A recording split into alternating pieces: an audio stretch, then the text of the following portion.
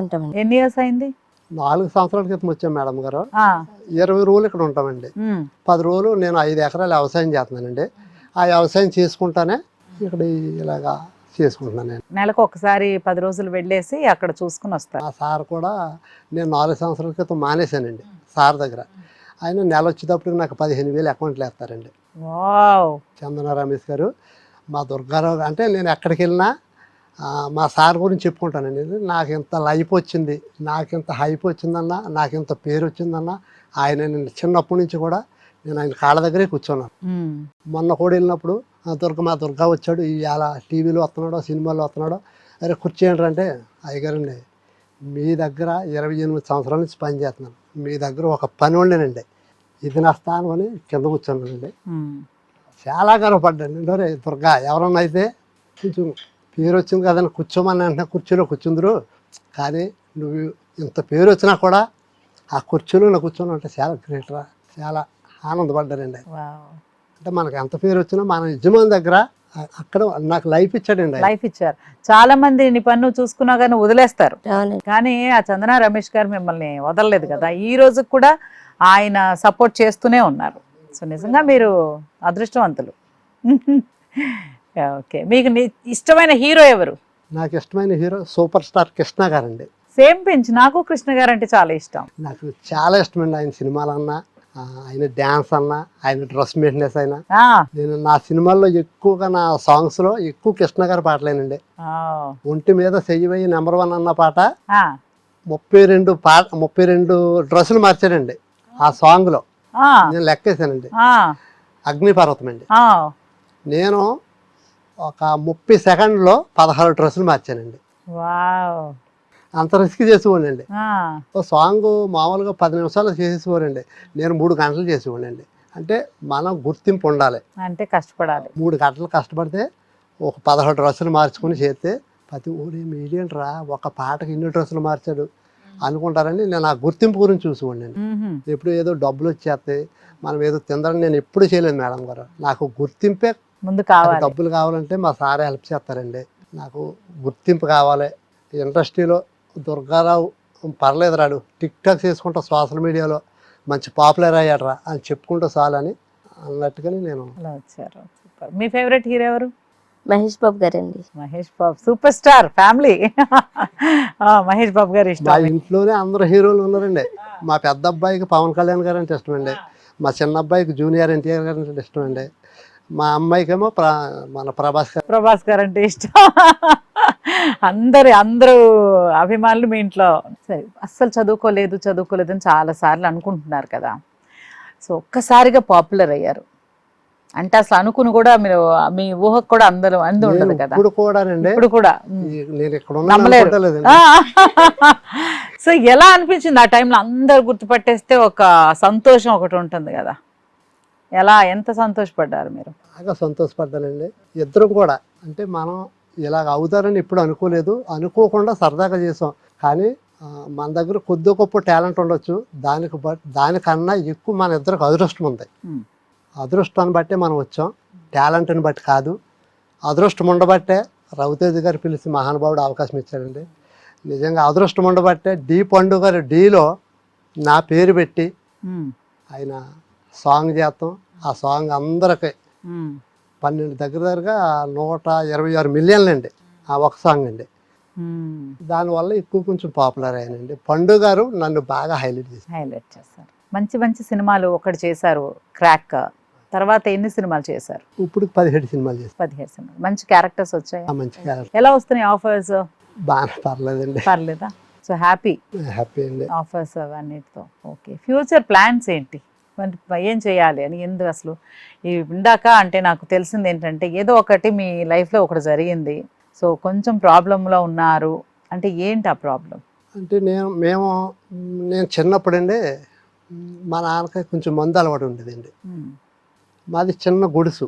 అప్పుడు మా నాన్నగారు ఇల్లు కడత మొదలు పెట్టాడండి. ఇల్లు బేస్మెంట్ కట్టాక ఈ అమ్మాయిని నాకు పెళ్లి చేశారు మా ఊర్లోనండి. ఆ టైంలో చాలా కష్టాలు పడ్డాను. నేను అమ్మాయిని పెళ్లి చేసుకుని కొత్తగా పెళ్లి చేసుకున్నాను. పొగలంతా సార్ దగ్గర పనిచేసి ఉండండి, నైట్ లారీలోనే ఉండేయండి. పారతో కొట్టి గమడలు కొట్టి లారీలు లోడ్ వేయాలండి. ఇప్పుడు అంటే కుక్కలు వచ్చినాయండి, అప్పుడు లేవండి 20 సంవత్సరాల క్రితం. అలాగా 3 సంవత్సరాలు చేశానండి. భార్యని ఏమైనా బయటకు పంపకుండా ఏదో రకంగా పెంచాలి. వాళ్ళ నాన్నగారు చదువుకున్న పిల్లని నాకు ఇచ్చారు, ఈ అమ్మాయిని కష్టపెట్టకూడదు, వాళ్ళని కూడా కష్టపెట్టకూడదు అని చెప్పేసి నేను ఇల్లు వండింది. ఇల్లు కట్టుకునే టైంలో స్లాప్ దాకా వచ్చి ఆగిపోయిందండి మా ఇల్లు. మా నాన్నగారికి కొంచెం మందలవాటు, ఎవరు డబ్బులు అడిగా మా నాన్నగారికి ఇచ్చేవారు కాదండి. అంటే వీడికి అంటే యాక్చువల్గా అయితే మాకు ఏమీ లేదండి. వీడికి ఇస్తే డబ్బులు ఎలా తీరుతాడు, ఏముందడికి, ఇప్పుడు సపోజ్ వీడికి ఒక 5,000 ఇస్తాం, ఆడు ఎలా ఇవ్వగలడు అనేసి ఎవరు కూడా మాకు ఒక్క రూపాయి కూడా సాయం చేయలేదండి. అయితే మా నాన్న అనేవాడు, మా పెద్ద మేము ముగ్గురు అండి, నేను ఫస్ట్, నా తర్వాత మా చెల్లెండి, మా చెల్లి తర్వాత మా తమ్ముడు. ఆడు సింగరోడు, ఆడు చదువు కూడా లేదు, చదివిస్తాక నా దగ్గర స్తోమత లేదు, లేక చక్కగా చదువుకుంటున్నాడు. అది చిన్నప్పుడే పనికి పంపేస్తాడు. ఆడు ఎలా బతుకుతాడు పెద్ద అయ్యాక. నా కొడుకు బాగుండాలని ప్రతి గుడికి వెళ్ళి ప్రార్థన చేసుకోడండి. నాకు నిజంగా ఎంత పేరు వస్తుందని నేను ఎప్పుడు అనుకోలేదండి. ఇదే కదా నీ కథ. నాకు ఇంత పేరు వచ్చింది చూస్తాగా. మా నాన్నగారు లేరు, ఈ అమ్మాయిని చూస్తాగా వీళ్ళ నాన్నగారు కూడా లేరండి.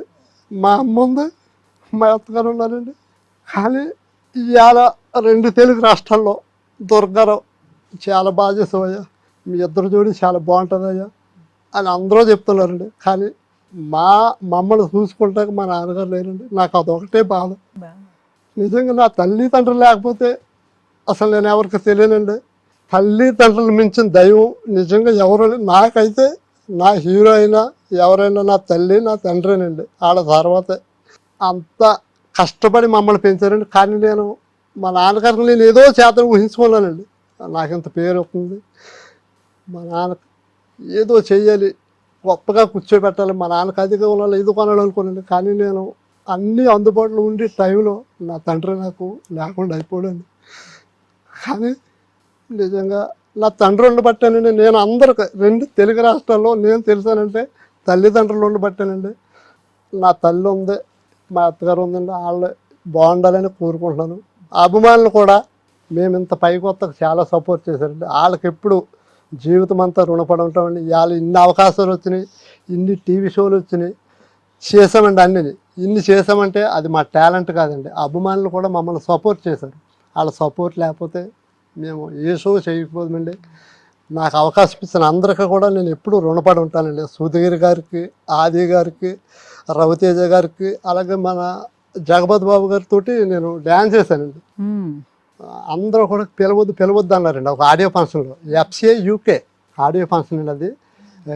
జగపతి బాబు గారిని పిలిచిపెట్టి పిలవకో తిడతారాయన అని చెప్తే నేను అన్నానండి, అయ్యగారండి మీరంటే చాలా ఇష్టం, మీతో ఒక స్టెప్ వేయాలి అన్నానండి. వెంటనే వచ్చి ఆయన పాపం నాతోటి అంత పెద్ద స్టార్ నాతో పాటు డ్యాన్స్ చేశారండి.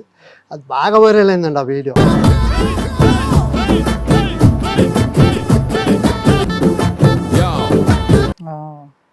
దుర్గారావు నువ్వు చాలా ధైర్యంగా నన్ను పిలిచి నాతో పాటు డ్యాన్స్ చేయించారండి. స్పాట్లో అక్కడ అందరూ సూత్రంగా 50,000 ఇచ్చారండి. సార్ 50,000 ఇచ్చారు. చాలా ఎంకరేజ్ చేశారండి. చూస్తానే నీ వీడియోలు, నీ భార్య ఎలాగలా చేద్దు కదా అన్నారు.